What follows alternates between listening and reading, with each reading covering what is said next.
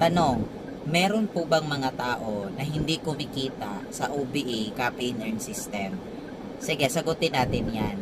Kasi syempre, kung gusto mong kumita dito, dapat aware ka din na meron ding mga hindi kumikita sa platform na to. Bakit nga ba? Unahan na kita, OBA stands for Online Business Academy. Ibig sabihin, ito ay online business. So, ibig sabihin din, wala ditong fixed na income every 15th or 30th of the month. Kikita ka dito kapag gagawin mo ang task mo. Bakit maraming hindi kumikita? Simple lang kasi hindi nila ginagawa yung task nila at hindi nila sinuseryoso ng maayos. Yung iba dyan, nag-invest lang or maybe sumali lang tapos nawala lang din, 'di ba?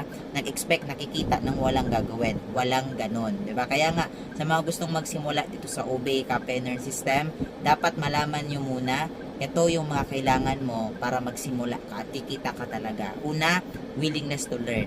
Pangalawa, magpaturo ka. At pangatlo, syempre i-maximize mo talaga yung negosyo natin, especially yung user ID. Just comment ako sa comment section para maturuan kita.